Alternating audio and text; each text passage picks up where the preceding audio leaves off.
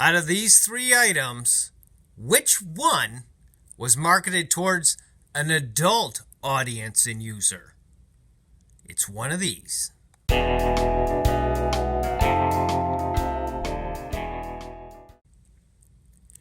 Great finds. We have three items that came in. Two of them are marketed towards kids.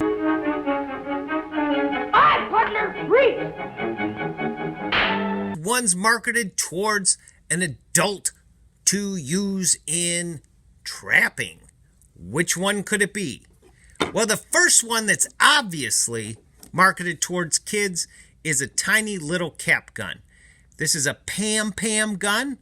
It doesn't sound very intimidating, but is a little cap gun.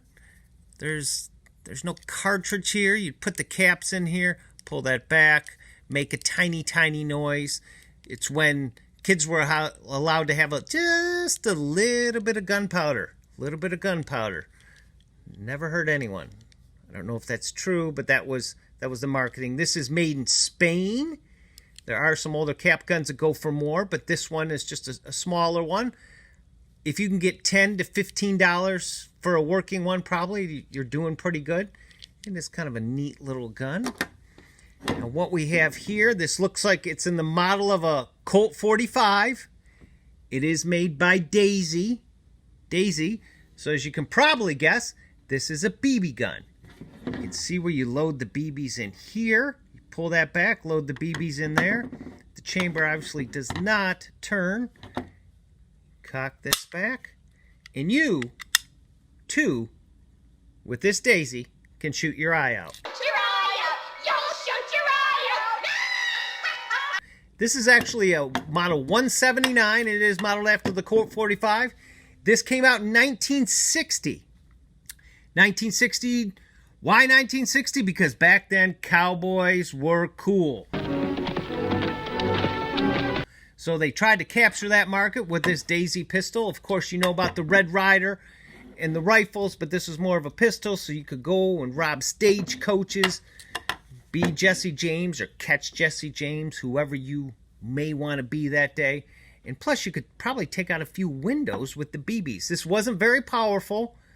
It wasn't very deadly, but you could still do a little bit of damage with this particular toy. It is made of metal. It is heavy. Feels almost about the weight of a real gun. So I'm not sure if a little kid would have this, but this is what a lot of little kids wanted. The Colt 45, 179.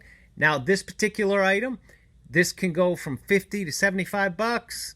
You know, if you have all the box and everything else, it is a collectible. It's not very powerful. You're not going to go out and shoot it. You're just going to display this and be remembering when you used to be a cowboy. I'm your huckleberry.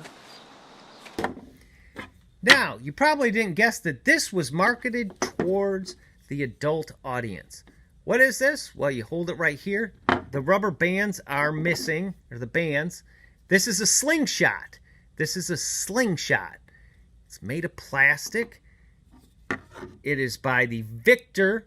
It's a Victor 20 company. It is by the Animal Trap Company out of Pennsylvania. Do you think that they tried to market this to go out and hunt with this? Well, not exactly. Actually, it has an interesting design. You can put your different bullets in there, or rocks, if you're David fighting Goliath.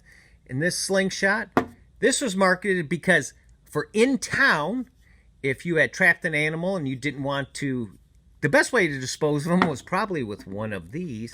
But if you didn't want to make noise, you could dispose of them with a slingshot round. I think you would have to be really, really good to hit an animal, even in a cage, with a slingshot. But that is marketed towards the adult audience because this could probably do a lot more damage. This just makes noise. This isn't very powerful. This could really hurt you. And a trapping company, which is kind of cool. Now, this sells for about $10 to $15 if you have the bands. The bands are readily available. It's an interesting item. It's cool. It's neat. It's not worth a lot of money. But hey, why not? So just because it's plastic and it's not metal, and it doesn't look that intimidating, this is the most dangerous weapon on the table. Thanks for watching. Please like and subscribe.